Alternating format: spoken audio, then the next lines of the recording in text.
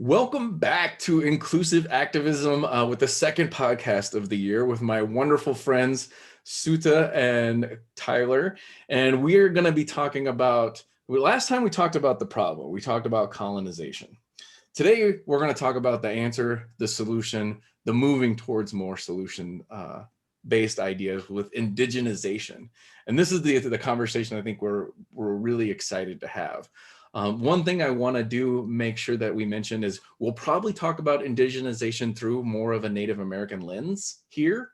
But remember, indigeneity is not solely something that happens on the North American continent.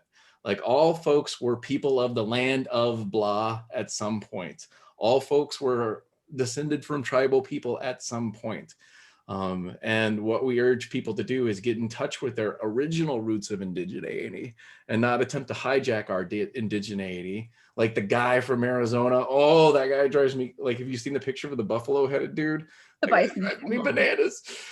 So first off, welcome back. And in your words, how do you explain like this concept of indigenization to other people? I love this question. Because you guys know I'm really sensitive to terminology, I tend to steer away from using words like decolonization or resistance because of the challenge of energy that's transmitted within those terms. So I prefer things like indigenization. And I've been asked some really hard questions. I'm attempting to work on this piece that says, well, where did you even come up with the word indigenization? And I don't know, but what I do know is that I've been categorized as an environmentalist a lot because of my training and my job. But I still am having a hard time accepting that because I don't think a Blackfoot woman who wants to plop down in the middle of the prairie and pick her plants is an environmentalist. She's just trying to live. I'm just trying to live, and I want a clean and healthy environment to do that. And so I guess in terms of like indigenizing environmentalism is accepting that a Native woman who wants to eat and live off of the land is not a radical environmentalist. She's just a woman from a different culture who wants to continue living the way her ancestors have always lived. So yeah, I can go on. Tyler, I mean, I'm curious. Indigenization, this is one that is still unpackaging personally for myself. And I think when we look at culture humility, the first lesson is that it's a lifelong learning process. You know, and even this particular topic of indigenization, indigenousness, for me, and I'll share my story, and I want to make it very clear that I'm just one story, and I use I statements. I can't speak on any other native out there, right? It's just my story, mine experience, and Suta has her own experience, and Rowdy, you as well. But my growth is continuing even in my 30s and reflecting back in my 20s. And prior to that, you know, it has been one of discovery, of revitalization, of awareness, of awakening, social transformation, of transforming the way I think, the way I act, the way I see, the way I go about feeling things. And for example, when I was in college, my identity as an Indigenous person wasn't very strong yet. And it was because I grew up off the reservation. I'm light complected. I'm often seen as a light skinned native. I'm not brown enough. I'm a white boy.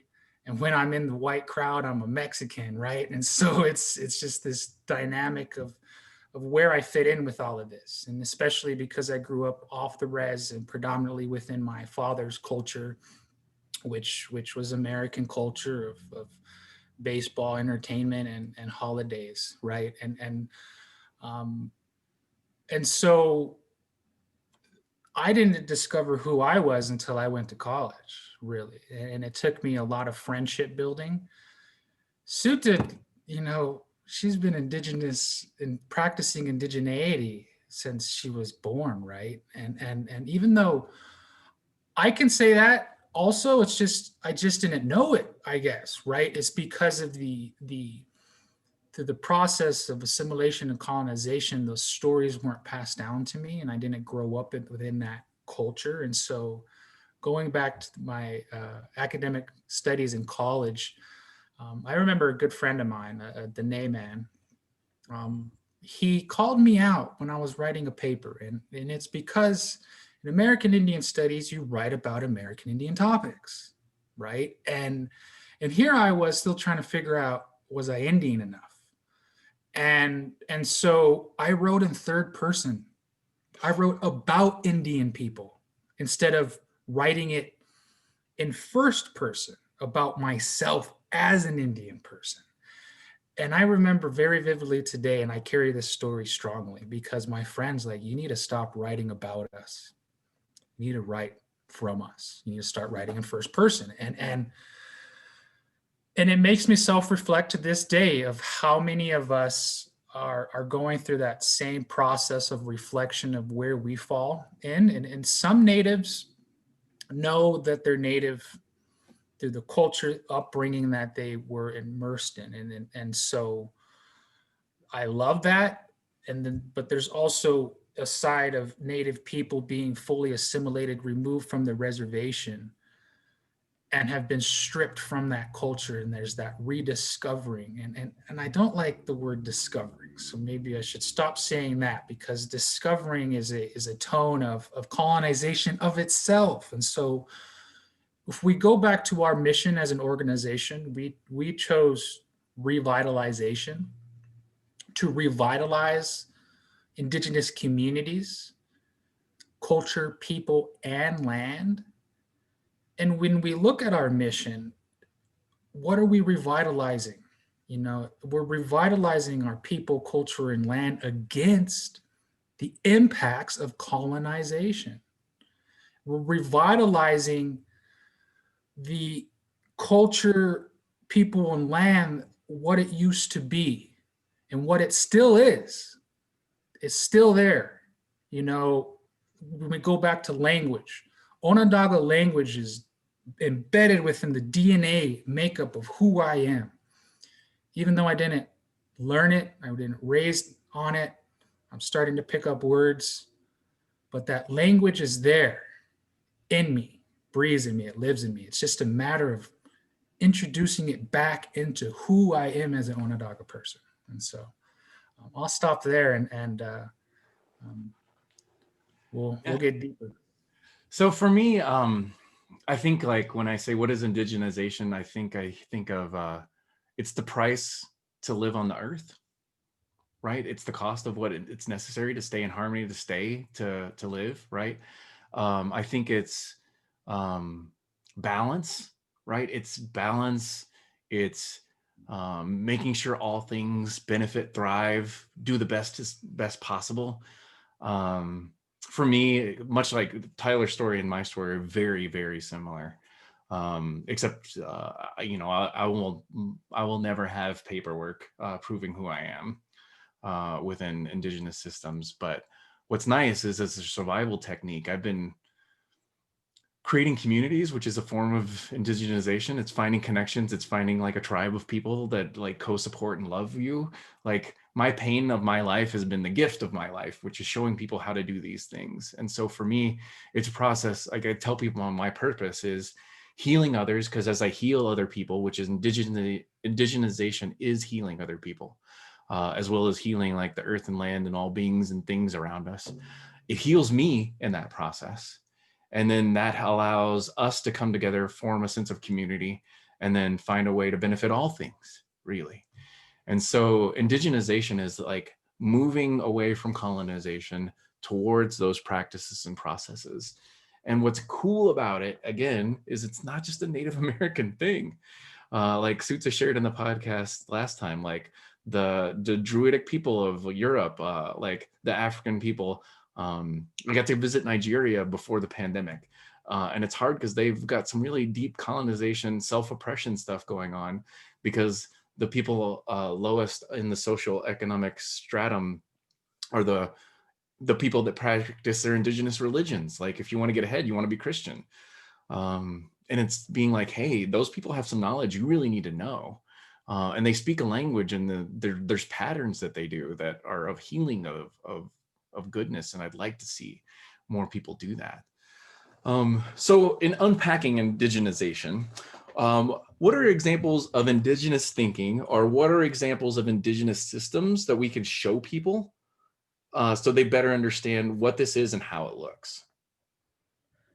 I think one easy form of indigenous thinking is that unpacking how to indigenize environmentalism, and that's just creating a new value system and placing value where in the Western system, in the colonization system, people can't fathom that that has value in the way it does have value. And so it does counter even science, where we are then calling plants and animals sentient beings. And so it's going to take an abrupt halt to the limits that Western society has put on our thinking and how it's categorized it. And so indigenous thinking would be inclusive thinking, and it would give inclusion to the point of, not just women, not just children, not just women of color, but we're now including trees, and we're giving more validity to science that is not pseudoscience, but it's science in the way of how trees communicate at a cellular level, and respecting that as sentient beings and purpose and thought. And I, every now and then, I'll make a post on, just from my personal page, and I'll get some of my anthropologist friends who are not native but are experts on natives, like, countering my information. And I'm like, I respect that you went to school. I respect that you think that you respect the indigenous people, but I would not advise you to say that you're the expert to a community member, that you claim to be an expert of the people.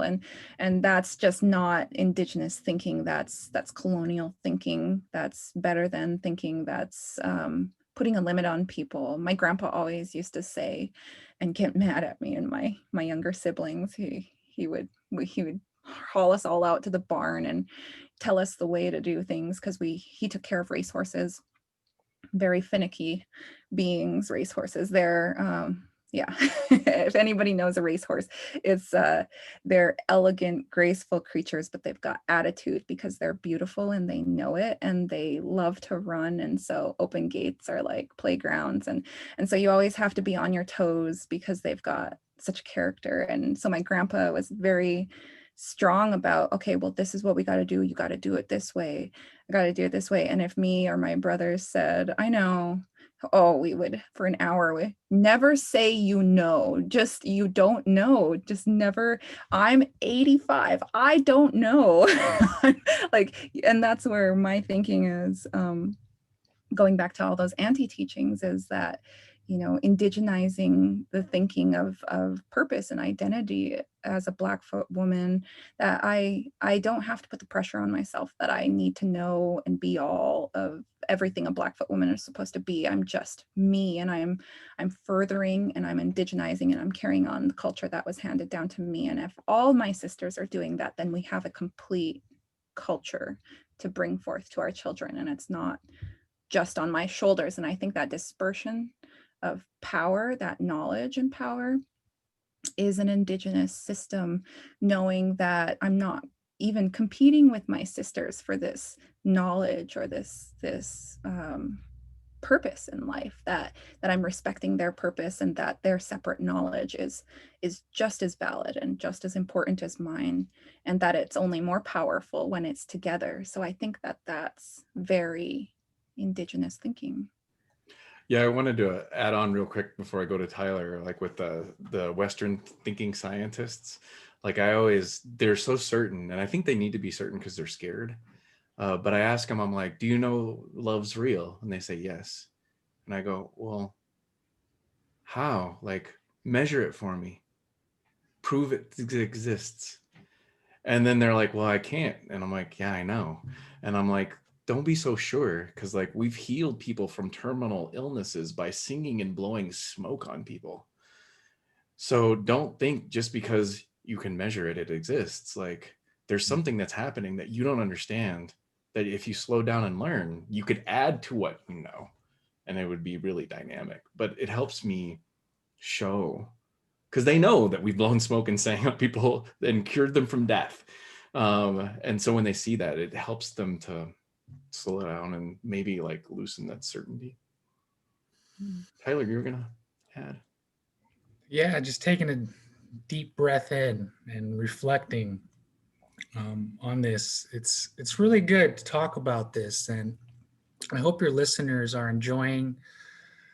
There's a book that I like to reference, and it's the author by Greg Cajete with the University of New Mexico, and he wrote Native Science, a book, and I would encourage everyone to read it because it provides a highlight of indigenous thinking.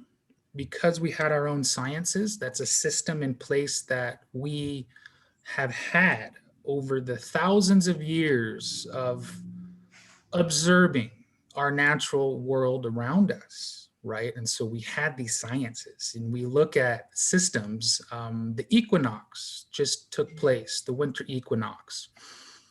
We designed our plazas in Chaco Canyon based on these equinox to the very degree, right, of complexity. They knew it, and it's because they were brilliant scientists.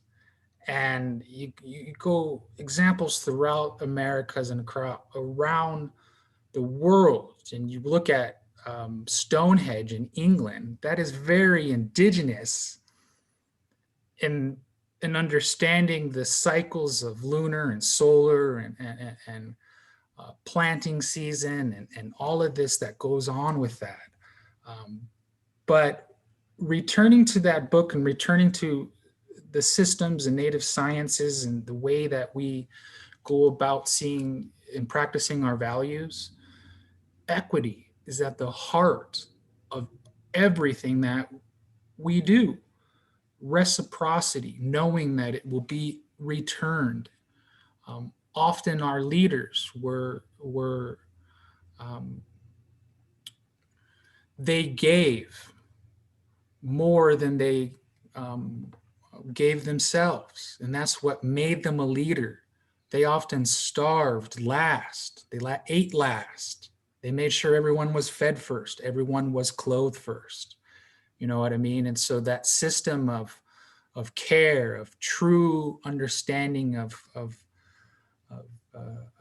reciprocal inclusivity, equity, true equity, as Souta defines in her paper that she published last year, involves, as you said, nature, but also the spiritual components that are well beyond the physical existence of what we see.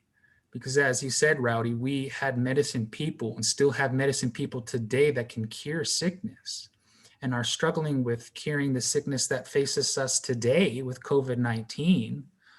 But we have to be able to be mindful of different systems in place in which can benefit us.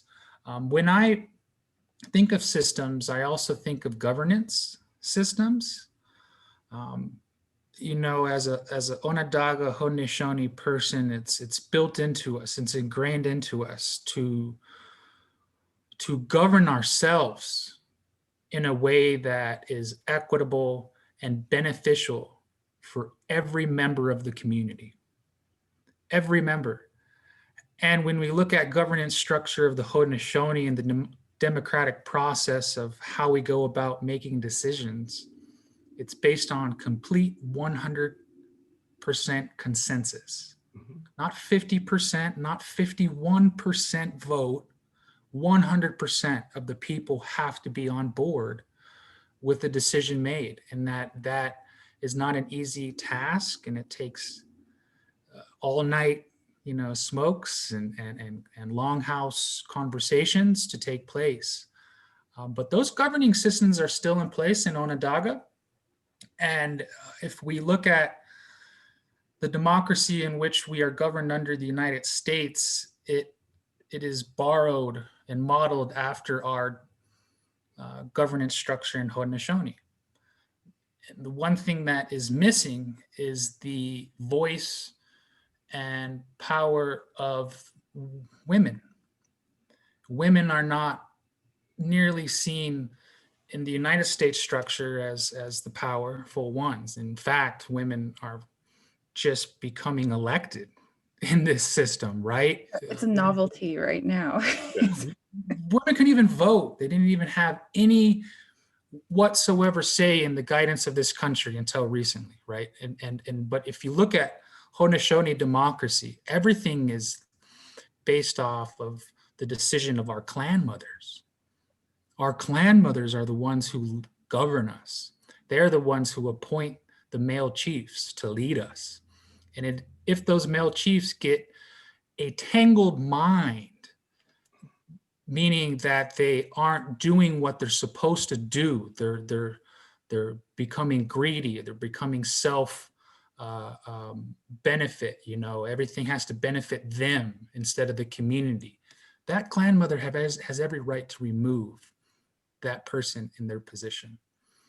And from what I understand, it still takes place today back in Onondaga. I only visit recently within the past couple handful of years in my life, but I'm starting to regain those connections. And it's tough being separated across the country from that culture, but it's a commitment that each and every one of us, myself, I need to take upon myself to learn and educate and be. And so thanks for hearing me on that. Yes, and I want to make note of, because I missed this in the last podcast, and so I want to deeply apologize because I didn't give Souta an opportunity to talk about how she's been hurt by colonial thinking. But I think because the next question talks about like healing or implementing indigeneity into something, and since we talked between the podcasts about this, would you mind telling about that struggle of colonial thinking, but then how you're also indigenizing your 501c3 and attempting to move it in that way? Yeah. So Tyler brought up a great memory, a very impactful memory. When I was 15, I went to spend a month in Alaska doing a service learning project, and we stayed in the village of Chitina in Gukona, Alaska, and I was so excited. So this was with a group of kids who came to my community, Heartview, a town of 300 people on the Blackfeet Reservation. And then I signed up for a scholarship to go travel with them someplace else. And I ended up in a native village in Alaska, and I was so excited to meet other natives. It was my first time meeting other people that were not Plains Indians. And I said, so where are your community halls? Like we were staying in the community hall, and I was like, is there going to be a dance or anything while we're here? Like I want to meet kids my age. I want to make some buddies and learn something. And then I mentioned and share my culture. I'm Blackfoot. And he said, the elder from that village said, oh, we are all Russian Orthodox here. So I think, let's get back. The best way to talk about how to indigenize something is let's inspect how it was colonized, right? And so he told me, we all practice Russian Orthodox, and anyone who is still practicing the culture is considered to be practicing witchcraft, and they're usually ousted from the community or really looked down on because it's witchcraft. And so that goes into that book, Native Science, and there's even a book called Blackfoot Physics, and how most Indigenous people had brilliant science backing up all of their practices, whether that was canal building or farming or animal husbandry or genetically evolving corn to the corn that we see now, our astrological knowledge, our animal and plant knowledge, all of that. It was just brilliant, scientific, to the point where we understood the physics behind all of these things. And right now, Western science can't even cross-analyze these different categories to understand the physics and the interconnectedness between how we dissect our scientific categories apart. And so that had such an impact on me in the way he called essentially what was a brilliant understanding of physics, witchcraft. And that's such a colonized, like, it reminds me of like the serfs over in the Lord's land of oh, that's super smart, and that's kind of, we don't understand it, so therefore it's witchcraft, and so it's ostracized as that. And so I think that has some keys to how we become unindigenized, or how Indigenous people have become colonized, and how we inherit that internal oppression of ourselves, and maybe the practices and knowledge of our ancestors. And so how we are taking that in Indigenous vision is we are asserting our position in the sciences and in the environmental management field. I'm through the Cultural Land Trust that we've started, we're going to be taking donations of land to specifically manage them under an Indigenous lens. And that includes getting our dog friends, Imita, to actually sniff around and search for pollutions. And so we have non-human employees essentially in our environmental management. And then the picture of the beaver behind Tyler, our logo, pays homage to how brilliant of an engineer that the beaver was, and how it constructed every single beautiful park-like habitat that that settlers saw when they first came and thought it was so abundant and God's land, right?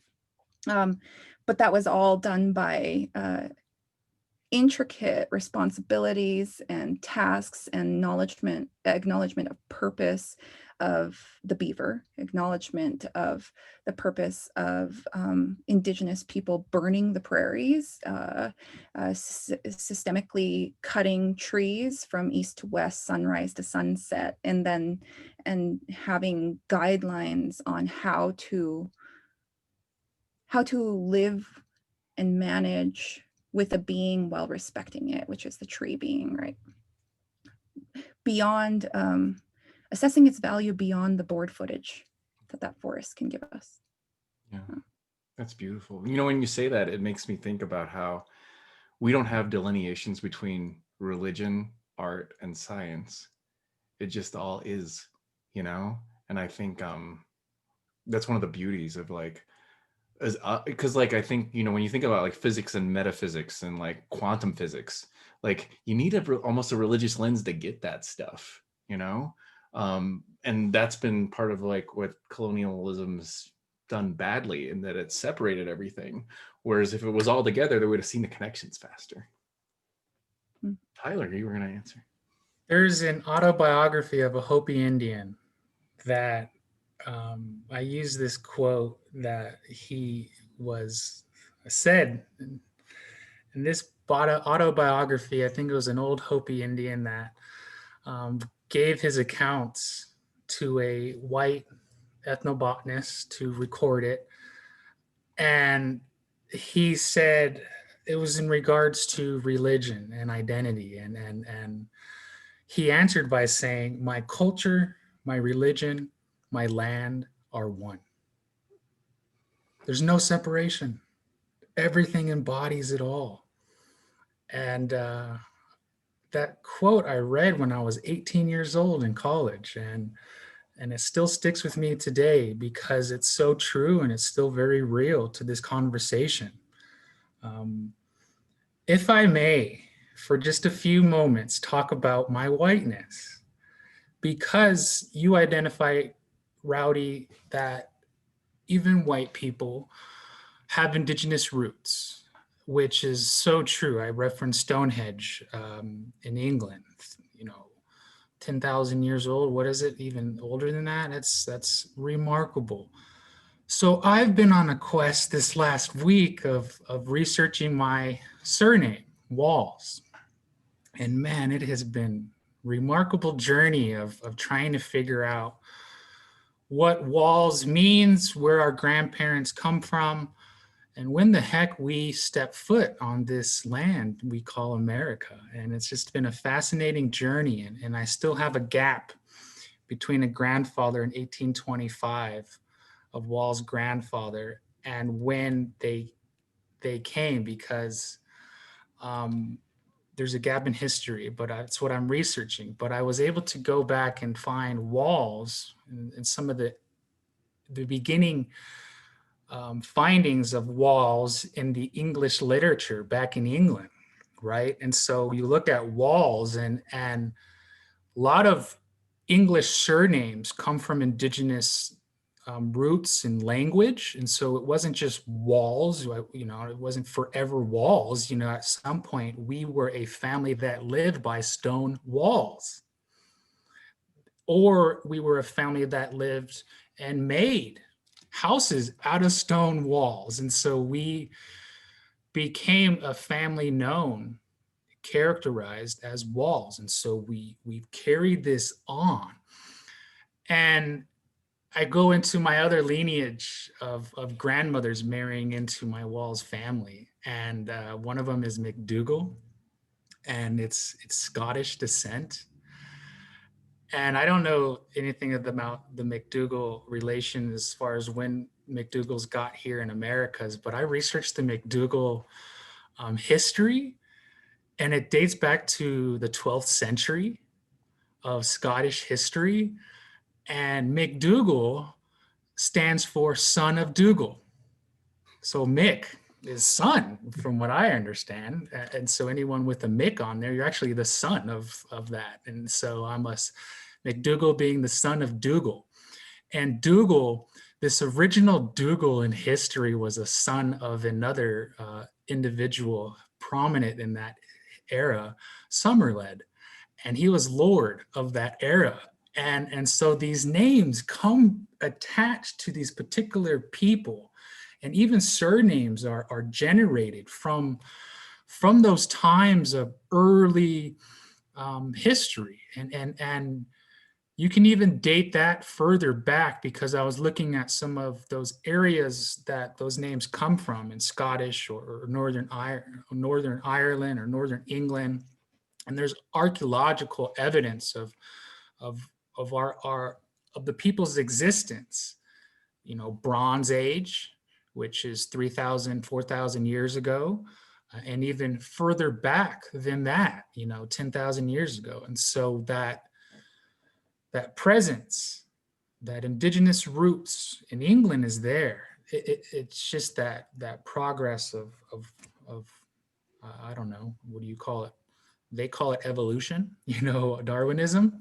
They're evolving as humans. But if you look at it in indigenous lens, going back to indigenous perspective, is it evolving? Because it's often devolving in our perspectives, because we're losing connection to the land. We're losing connection to what really is sustaining us as people, which is clean water, which is clean air, which is a healthy forest. In 1830s, when Oneida people were starting to become encroached upon by Western settlements, and this is upstate New York. In 1830s, Oneida land claims document that, okay, we will open up a section of our land, but under one agreement, that settlement has to protect the watershed. You are not to cut down any trees within a mile of any water body. And Oneida people pressured the settlement to make sure that they did this because they knew the implications of contaminating that forest along the water body, because that was a natural filtration system for the water itself. And man, that's deep stuff, right? That the ancestors knew all this stuff. And it's just that returning to those lessons. Returning is the word I'm going to be using, as opposed to the word I used earlier. So yeah, it's deep. We can go in enriching into the past to know where we are today. And I think a lot of people don't know where we come from, right? Yeah. So I love talking about it though. That's usually one of my like questions of practicing curious inquiry. When I meet new friends, I want to know, like their family history and where they settled. It shapes people, right? We know stereotypes of people of the Midwest and people of the South, and yeah, and so I'm fascinated by it. And coming from the other direction of a society, Blackfoot society, when they put our names on the rolls, they shortened them. So calling last, Sakobakomi, is supposed to be last one standing on the battlefield, making the war cry. And so I come from a mindset of, yeah, you are who, your name is who you're descended from, and then you earn your own name as well. And then you have your English name and your settler colonizer name. I'm lucky to not have any colonizer name. Like calling last is about as colonized as it gets. But it's the translation is I still have that. And so I like to meet people and kind of daydream about their names. And the one that scares me is like lyncher or things like David that. Lynch. You're like, And oh. so like coming from my society, like you are descended from what your name is. And I kind of like, hold myself by the lynchers, because I know the toughness that ran in their family, that they were the prosecutors essentially. And so that's similar to maybe kills in one strike, or that kind of native name, right? Or we have other native names of pretty singing woman, and of course, like you can see where that name came from, because all of the descendants of this pretty singing woman have just beautiful girls in the family. And so I love how names describe people. And it's exciting to know, like, my name is last one standing on the battlefield making a war cry. And I always say, we can't pick up our tomahawks or our bows anymore, guys, but we do have a pen and we do have our voice. And so this is my rally cry to get to use your voice. Yeah, I wanted to share with you because I don't think I've shared with either of you. I don't remember. Like my native name, the only connection that I have to it is, so my first name's Rowdy, my middle name's Sunray. I took the surname of my stepfather, and the only connection I have to indigeneity was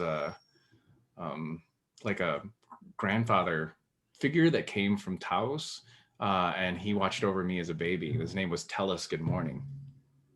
And so my native name is Rowdy Sunray of the Good Morning.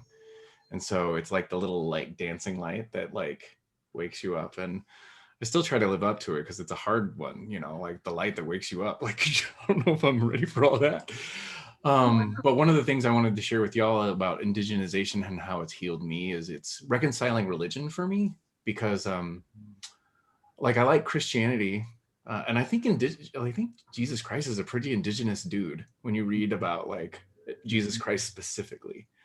But when you look at the Bible, like, where did Adam come from? The earth. The creator formed him from the earth. And where did Eve come from? Eve was not part of, was Adam, was the same as, which gave us the first connection of understanding not men and women aren't different, that humans are all the same. Like, we are all relations, we're not different. And so there's indigeneity in Christian texts, but I've also come to understand that like creator would not have one way to get to creator, right? And so I've learned more about indigeneity through Buddhism and like Buddhist texts and Buddhist scholarship and Taoism, like the way, like, you know, when you think about the way, it's like the way of balance, the way of connection, the way of like being, like the way of least resistance, which the way of least resistance is balance and mutual benefit. Everything else you have to try to push uphill. You have to push oppression uphill. You have to push colonization uphill. Like at balance, everything is just taken care of. And then reconciling that with like indigenous religions and like, you know, owning my connection to the earth and loving the earth and spending more time with it. Like it's been very healing and good for me too. So with that, like I wanted to ask if you have any like final thoughts you want to share about indigeneity, because we're getting up closer to that wrap up point. Something that you would want to share or have people know. First, thanks, Rowdy, for having us on. Thanks for sharing your story right there. It's always fun to get to know you more and more as we move along in our friendship and our partnership. And that just proves to the listeners that, you know, we're lifelong learners, and culture humility and building partnerships and relationships takes a lifetime, right? And it can't be overnight. It has to be in a humility way of knowing that we have a lot to learn. I don't want to leave anybody questioning or being upset that they don't know. It's okay not to know your roots, your indigeneity, um, you know, but once you start piecing it together, it is empowering. You know, I'm thankful that I come from family members that have empowered me with story. And I live this story through the breath that I live. It's not detached from who I am, it's what I am. And for many years, I detached myself because I didn't know that that story is who I was. And so it's just a matter of that returning back to the lessons or to the practices that carried us for thousands of years. But again, it's not anybody's fault. If anyone's at fault, Rowdy, it's colonization. Let's blame it on them. and it's hard to tangibly grab onto that because who is that? What is that? You know, it goes against a lot of the grain of what we're taught in this country to be patriotic, excuse me, to really be blessed with our freedom in this country. Yeah, that's understanding, but we have to be accountable for our actions, and we have to move forward in a way that truly benefits all of us. And you know, I've started beginning researching our founding fathers, and they had this thinking in place when they structured this democracy. Yeah, they had not the best tendencies and ideologies of the time, and we are starting to break through some of those racist policies that continue to oppress us. But yeah, education is power. You know, pick up a book, read it, and talk to another person about it is a really good way just to get it off your mind, but also hear what other people think about it. So, Okay.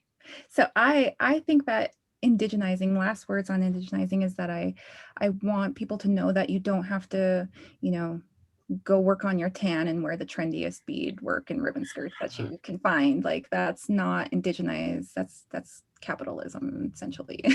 But indigenizing is focusing on doing less harm in everything we're doing. To the clothes you buy. Yesterday, I posted kind baking cups. So these were unbleached baking cups. That's decolonized. That's indigenized. It's making sure that no fish are hurt at the discharge pipe of my manufacturing facility for my cupcakes. Like that's indigenizing the thinking. It's really simple. It's just doing no harm, treating other people the way you want to be treated, and respecting their purpose without your judgment. And in terms of like indigenizing governance and our organizations beyond just our self-governance, it definitely hire us. There's lots of Native people out there that are like, we don't need experts on Indian people anymore. We have Native experts in every single field. And that's what I'm so excited with this Cultural Land Trust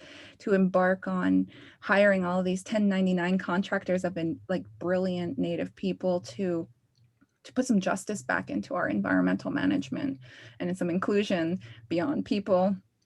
But I would just focus on practices that cause less harm. I think is a really good place to start for yourself, and then seeing where harm is happening in our workplaces. You know, don't be the silent one. Like you see how people react to other people talking to them, and you can read their body language. Don't be the person who sees somebody upset and just turns a blind eye. Like, offer some care, offer some support, because sometimes you don't even have to say anything. You just have to be there for your neighbor as they get it out, right? And then just getting it out helps us. And knowing, like, when you feel disempowered in your workplace and you don't have anybody to listen to you, it's a very lonely place. And that's where people quit, and they quit jobs that they love. And so we can all be better neighbors, we can all be better humans, and we can lift up and try to speak for things that don't have a voice or speak the English language the way you do. Peace. Peace is an indigenous system completely. And Suta, yes, positivity comes with peace and thinking positively. You know, grandma always said to think positive, right? But if you look at the physics of things, science is starting to catch up that being positive proves good health and benefit from it, as opposed to not thinking positive. So, Yeah, and to kind of add my last couple thoughts on things, I think when I see the worst of things out there, I see fear. I see anger, and usually the anger is because of fear. I see scarcity, like people are so worried there's not enough. And this planet's got so much. I mean, this planet makes clean water fall out of the sky. Like, if that is not evidence that there's some amazing thing out there that just loves you to death, like, I mean, it's a miracle. Like, people are wanting to go to like Mars and Jupiter, and they're trying to kill you every second you're there. And here, it's trying to keep you alive and have you thrive over and over again.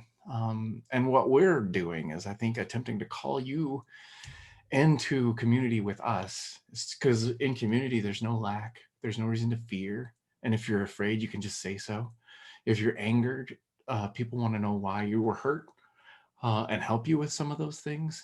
And indigeneity is supposed to bring all that to you. And I wanted to share with you, and I get in spaces where I feel as though there's a conduit open between creator and myself, where I start speaking in ways and spaces that aren't just me anymore. Like, I'm in some healing space that's not rowdy any longer. And I very much felt that here with you all. And I want to deeply thank you for that, because those are very special, wonderful, beautiful moments. And I have no idea where this goes or who listens to it, but I'm hoping they feel some of those things too. And I love that we were able to make indigeneity so accessible. One last thing is, I want to also give them an opportunity to reconnect to you all again. So if you could tell them about Indigenous Vision, things that you're working on, and how they can get a hold of you and help hire you, because we may be the only 3 Indigenous people many people know, but how can they get a hold of you to hire you or to help bring the things that we were talking about to their spaces and places? You're muted. find us at www.indigenousvision.org. You can follow us on Facebook at Indigenous Vision, on Instagram at Hello Ivy Music. We have a YouTube channel, kind of underdeveloped. And then we're on Apple iTunes. We're just about everywhere you can be. We've tried to extend that platform and take up that space. And join our community culture humility training, January 26th, Tuesday from 2 to 4 p.m. Mountain Time. You get to spend 2 hours with us and the community. And we get to go over the third and fourth principle of culture humility, which really, in essence, carries on from this conversation. It really does. And Rowdy, I felt that same wholeheartedly feeling that you just expressed, talking about this with you and Souta. It feels natural. And I'm thankful that we were able to capture it, and I hope the listeners gained value from it. And I appreciate you hosting us and being part of this. Thanks for inviting us. Yeah, and if there's a final thought I can leave you with, don't try to be Indian. Just go find your indigeneity and bring it back to us Indians, because we need to understand how you did it and what you did and how you spoke and how that worked. Because it's going to take all of our indigeneities coming back together into wholeness, because some of who we were got colonized away.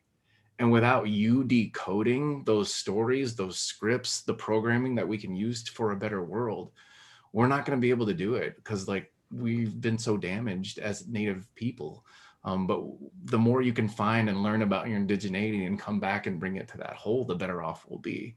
So don't think you have to be Native American, or if you're a Black person and you never got to experience who you were, something's happening in Blackness that is very similar to indigeneity, because it was also a system that benefited all people in that space. And it was a method of survival without a connection to land, which we don't have a language for. It was a soul language, a soul connection that had to happen without land connection as much as a survival technique. And these are amazing, beautiful things that I think we can bring to the world.